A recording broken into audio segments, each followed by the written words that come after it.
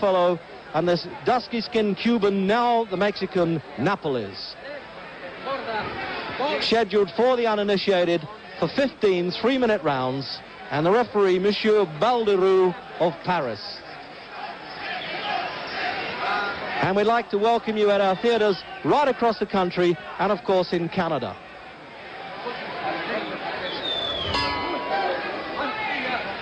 So round one then, the sizing up round.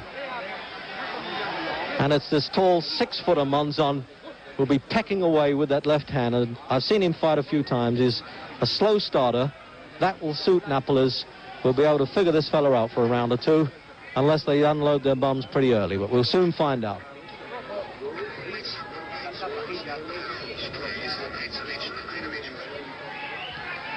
Just to recap then, the weight in pounds: 153 1/4 to Napoles, 159 1/2 to Monzon.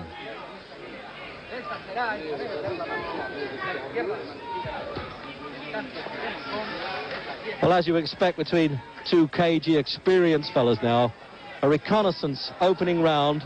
This fellow Monzon has been unbeaten in his last 75 fights, when the first blood, as it were, getting through with Napoles' left hook. So at the end of the first minute of that opening round, it was a left hook field there from Napoles.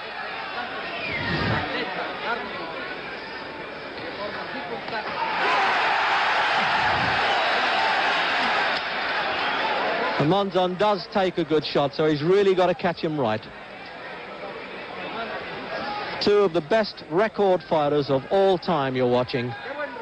Monzon, 94 fights, lost only 3, all on points, and he's unbeaten in his last 74 fights in the last 10 years. Napoles lost 5 of 77 fights, a tremendous performance, never been stopped or cut or KO'd. He's been cut with Billy Backus, but he's never been stopped.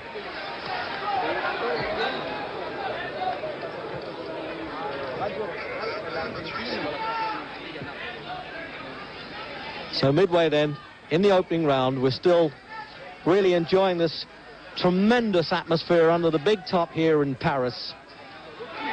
Fantastic atmosphere, it really is. They've crowded them in here in a setting that's never been seen before for a battle between two world champions.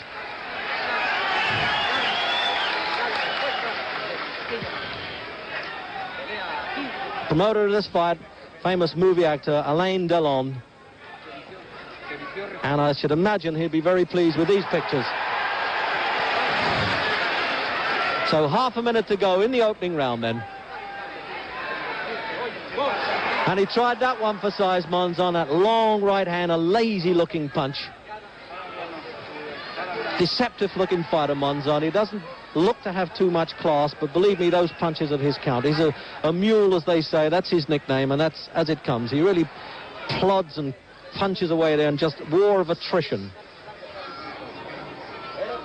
So we're coming up to the last 10 of this round then.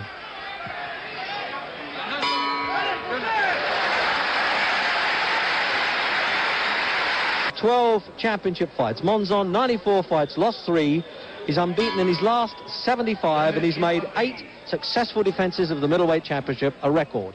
So into round 2.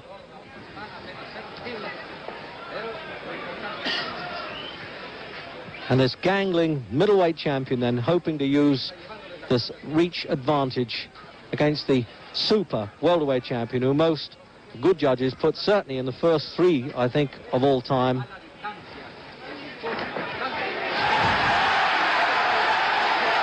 And Napoles getting to work with those combination punches early on now. He's ducking inside Monzon's lead.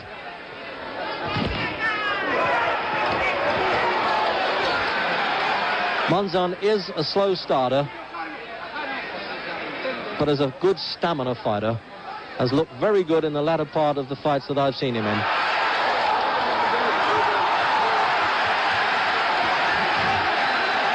And as Napoles' knees went away from him there in the first minute of the second round, you can see that the welterweight was in a bit of trouble there. He lost a bit of control there.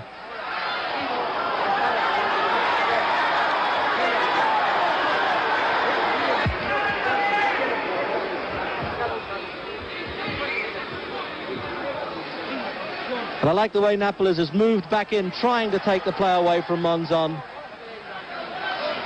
This, it seems to me, is living up to all expectations of a double champion fight. What a good left jab, that one.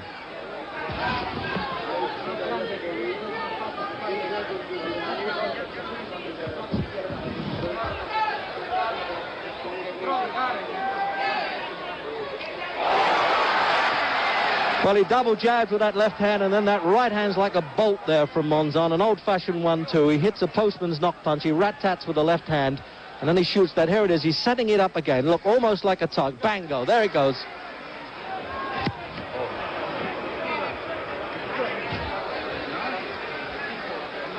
So under a minute to go then in round 2.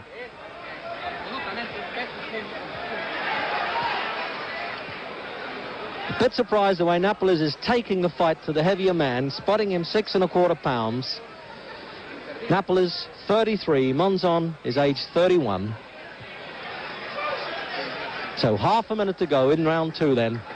Countdown time for them. If either get knocked down, of course, the count will continue if the bell interrupts it, except at the last round, if it goes that long. And the way these fellas are punching, that looks a bit unlikely, doesn't it?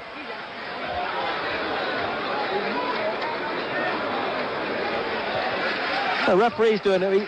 It's an easy fight to referee, of course, but he's doing a good job so far. He's staying well away from it.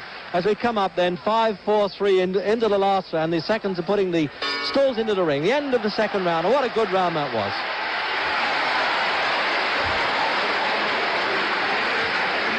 Napoles there, born in Santiago, Cuba. Now a Mexican citizen and married not so long ago, and now has a 2-year-old son. Monzon, born out there in Argentine. Started as a sort of newspaper seller and one of a big family of boys, and now owns his own ranch.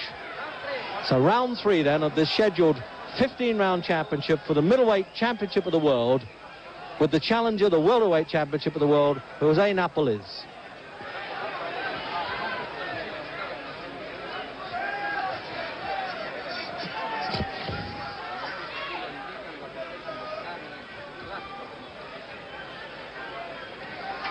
This certainly suits Monzon for Napoles to walk in rather square stance, but on the other hand, if he's got to get inside that guard, there's no use him standing off. He's going to be hit by the longer punches. He's got to duck inside. He's looking to do that a bit now. Obviously, the corner have worked on him to get inside and work to the body the whole time.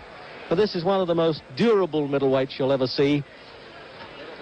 He holds the record for middleweight defenses. He's already made his name in the record book. There will be a lot of people saying, well, he wouldn't have beaten Robinson or Zale or those sort of people. But this fella gets by, believe me. He doesn't look the part, but he manages. He even defeated my co-commentator's manager a couple of times, Emil Griffiths, although I'm sure later that Gil Clancy would tell us he was a bit lucky, but we'll wait for that in a minute.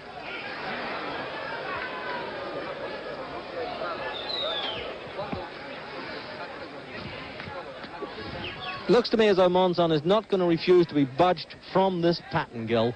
He wants to stand there and hold the ring the whole time and use the left jab. Yes, Napoles really has to take chances. He has to reach. And now when he is getting inside, Monzon is just able to push him off. He's so much bigger and stronger.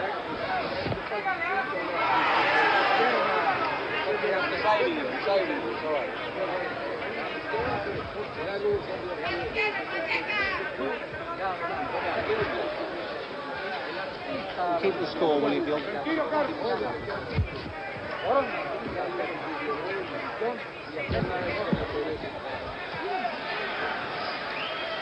Crude but effective, you could say there, Monzon. There's about a minute to go in this round, but that's the way to double up that left hook. Napoles has got the right idea there. He's got to get over the top of that left lead. And he does it. He shoots a right-hand punch over the top of the left lead and then tries to double up with the left hook. I know that's a bit technical, but if you can keep your eye on that. Certainly Monzon isn't keeping his eye on it all the time. He's getting tagged with it. There again.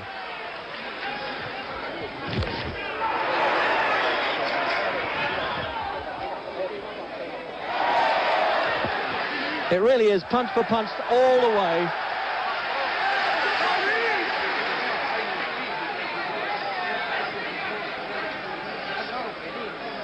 We're coming up then to the last part of this round.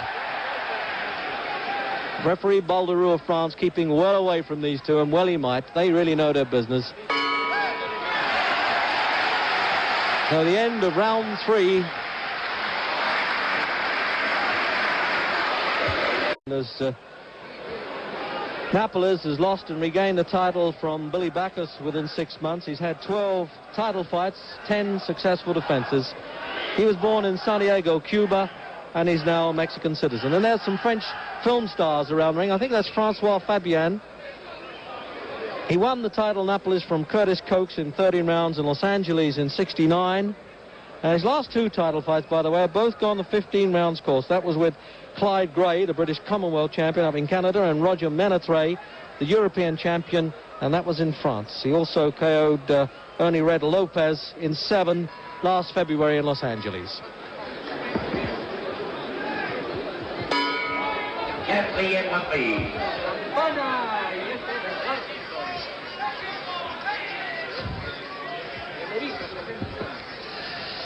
So into round 4 then, and again to you, if you happen to be late joining us, welcome to all the cinemas throughout the United States and in Canada for this super battle of champions. The world middleweight champion Carlos Monzon from Argentine, Jose Napoles from Mexico.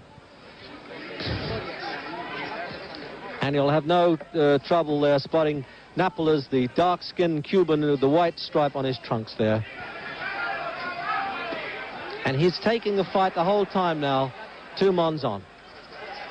So now, how do you pick it at this stage now, Gil Clancy? Well, Reg, Napoles is starting to find a range with a jab a little bit, and I think that's going to be his most effective punch. If he can make that work, then Monzon's going to be in a little trouble. You watch, he tries to set up and jab after Monzon.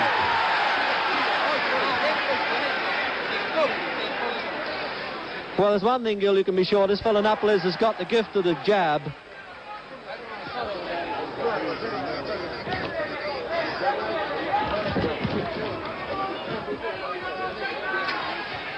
I agree with you, Gil. This fellow Napoles is fighting the smart fight now. He's tucking himself inside Monzon as much as he can. Oh, and what an exchange of punches this is. What a good round. Round 4. Well, following on the Ali Frazier fight, I didn't think we could get one to match it, but this is matching it in class, craft, strength, everything. These fellas really have it, don't they? There's nothing phony about these two.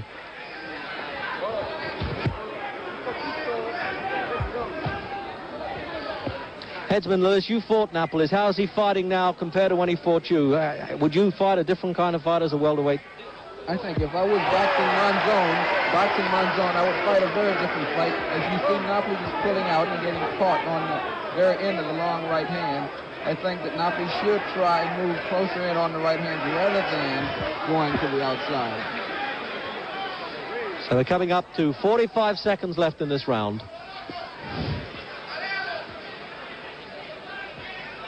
What a good battle of wits this is the whole time. They're trying to match each other for brain as well as brawn, and he's still tagging Napoles with that right hand a bit, Monzon. It looks a lazy thing, as though he's a bit scared to throw it. He's had a bit of arthritic trouble of the knuckles of his right hand, but seemed to be carrying enough weight with that one.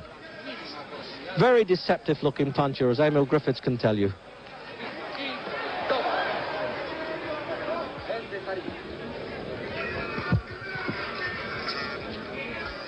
So the countdown to the end of this round now.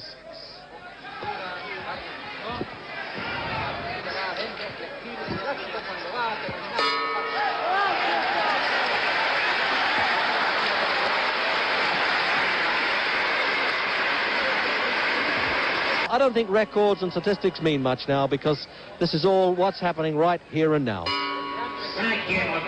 So round 5 then. Carlos Monzon, skating, almost looking like a skater, this tall fellow who reminds me, I would have thought, of actor Anthony Quinn playing the part of a young prize fighter, doesn't he? He really is a swarthy, handsome guy, really a tough bull of the pampas, who's fought his way out of poverty, and he's found out that the quickest way from poverty to plenty is in the prize ring.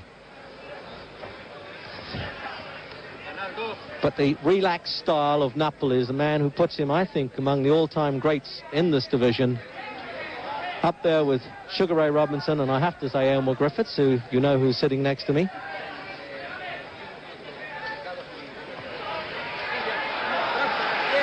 Gil, how would you rate Napoles in the all-time list anyway? I'd say that Napoles is one of the greatest welterweights that ever lived. He has to be in the top 3. It all depends on what style you like. Well, that's probably the first time the English and Americans have ever agreed over a controversial thing like that.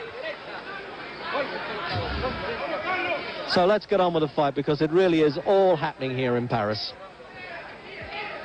You feel as though you're almost in there with them over that top rope there, and you're probably ducking in your seats back home, I would think, in case you cop one from this Monzon. He's teeing Napoles up for a punch, pushing him, prodding him with that left hand, and looking to shoot the right hand punch.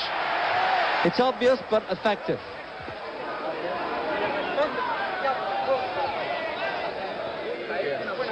And Napoles is first to show blood. He looks as though he's cut around the right eye. It's difficult to tell whether it's superficial or not at this stage. I do hope that an injury doesn't spoil it. There was a time when he lost his world championship this way against Billy Backus up in Syracuse, a fight that nobody expected him to lose except maybe Backus. But he regained that championship with a minute to go in the 5th round now. And he's in a bit of trouble, Napoles, there's no doubt about it. And this is going to take a lot of skill from the corner man. Angelo Dundee and Ferdy Pacheco have got to get working with those coagulates now to pull this welterweight champion together.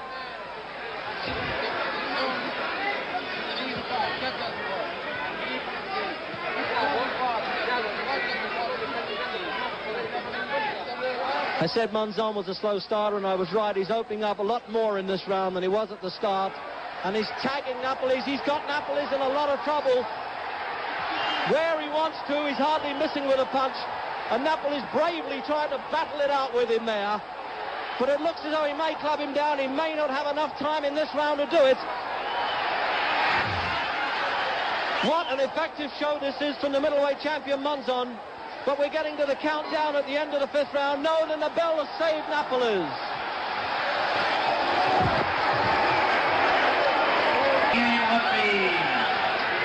So after that slow motion, back to the double speed then in round 6, and we'll see what effect that punishment in round 5 had on Napoles. Really was in trouble there. Now, can he ride this storm? This now has got to be the big thing for the welterweight champion. This adage about the little one can't beat the big one in the fight game looks at this stage of the fight as though that could be right. But there are records to disprove that. 6 welterweight champions have in fact won the middleweight championship, including Elmo Griffiths, as I had a nudge on my knee to point out there, and of course the great Sugar Ray Robinson was another, and Mickey Walker, and so on.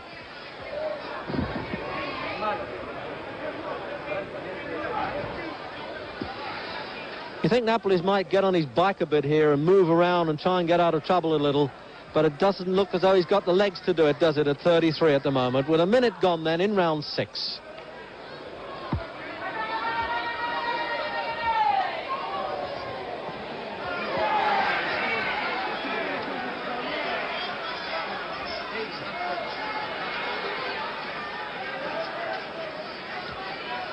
Monzon is able to manhandle him, Reggie. He's just so much stronger inside. You notice the way he just pushed him away then?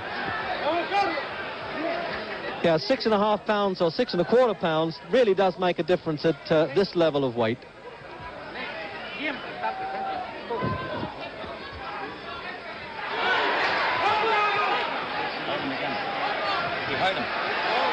And Napoles back in trouble again now as he backed off onto those ropes. He really needs the center of the ring now to try and get out of a bit of trouble. He's got more maneuverability there. Yes, he's using it now.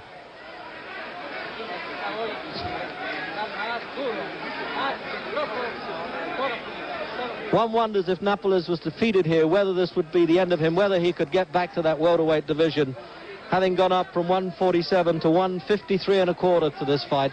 It's hardly likely, I would have thought, that he can get back to 147 and still be a force as a fighter. Look at the effective punching of this man, Monzon. He does not miss with one, does he? Oh, he really teed Napoles up for that one. It was almost like a golf shot off the first tee. He looked as though he got his driver out and said, well, here it comes, right down the middle. He has Napoles backing up now, which is a bad thing for Napoles.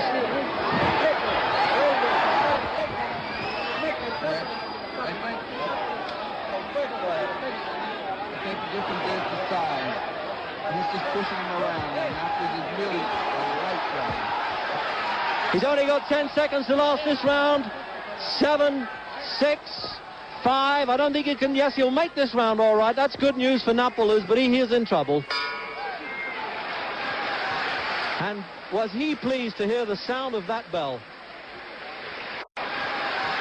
And was he pleased to hear the sound of that bell?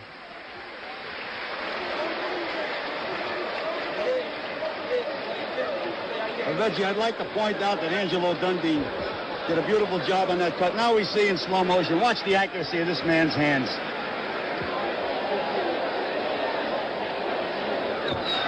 You'd have thought Napoles might have tried to walk in and grab Monzon for safety there in the same way that Ali kept nullifying Frazier. But he doesn't do that, Gil, this fella. He doesn't know about that, does he? Not only he doesn't do it, but he couldn't do it with this man. This man is too strong. Ali is a big, strong heavyweight, and he was able to grab Frazier. But Monzon just pushes him off and pulls him around the way he wants to. Yeah, he really is a remarkable man. Now you can see why he's made 8 successful defenses of the World Middleweight Championship.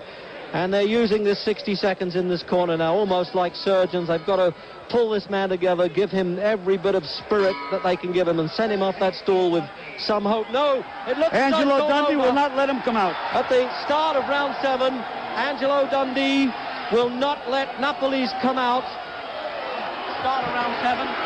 Start of round 7. The bell rang for round 7, and Angelo Dundee said no, he would not come out. And they've gone crazy in there, as you can see in the Argentine's corner, as Monzon has really made Napoles quit in the corner. They're going crazy in the ring, as one would expect. This is a tremendous performance by Carlos Monzon. Sheer strength, accuracy of punch of this big, handsome brute of a fighter. Nothing short of that. As he talks to his folks back home there in Argentine, he has retained the world middleweight champion for the 9th time. And there you see it in fast speed again. In that round, it looks as though they've even speeded up a little, I think. Back to slow motion or not. No, there you are. Close up the man who's defended the championship almost without a blemish there. Certainly he's had to sweat a little bit. He's had a little sweat there to keep it going. He thought that Napoles may use his guile a little bit more than he could. But this fella's sheer strength with that chopping right hand, almost like a tomahawk, I would have thought, cut poor Napoles down to size. And I've always been a great admirer of Jose Napoles. And any man that can do that to him must be a good champion of the world. Gil? See those punches, those punishing punches. Well, this is another successful defense for Carlos Monzon. Now, I guess the only fighter in the future for him is Rodrigo Valdez.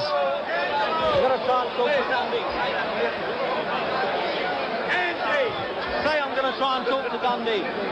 Say it. We're going to try to talk to Angelo Dundee right now.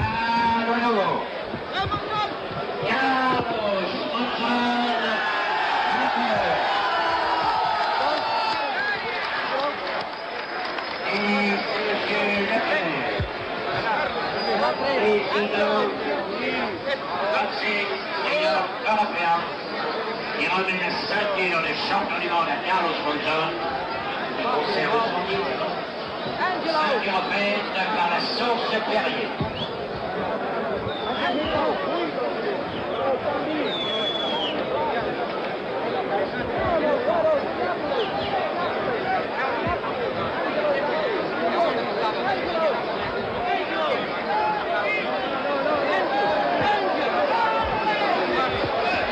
Okay, cut it, right? Angelo. Okay, so we now have Angelo Dundee to tell us exactly what happened in that corner. Angelo? He got thumbed badly the round before, so we gave him one more shot. He couldn't see, both eyes. He got thumbed pretty good from both hands, and the kid couldn't see, so it was useless to let him go out there. He was catching too many shots. How bad was that cut, Angelo? The cut's right at the inside of the eye. It was done by a thumb. There has been this complaint before, of course, allegation that Monzon did this to Boutier in Paris. Do you now subscribe to that? I do subscribe to it. He definitely thumbed. And the kid thumbed him, and the guy did a good job of it and pretty practically put his eye out. The cut is right in the corner of the eye. No way a punch could have done it. Well, Angelo, it looked like being such a great fight. Monzon is a tremendous fighter. All things being equal, do you still think Napoles could have won it? I think if he didn't sustain the injury, it would have been a great fight. But thanks a lot, Angelo. Right up.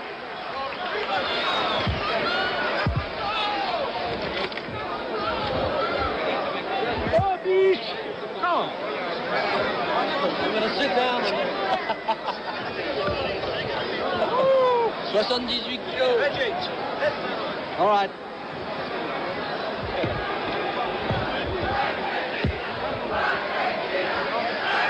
Well, you got it almost there from the horse's mouth. As you heard, there was an allegation that Dundee thought that his man was thumbed. I'm sorry that it had to end that way, but also it was a good performance by Carlos Monzon. So from us at ringside in Paris, from me, Reg Guttridge, goodbye to all the theatres across the country and those in Canada. From me then, Reg Guttridge, and my co-commentators Gil Clancy and Hedgeman Lewis. Good night, everybody.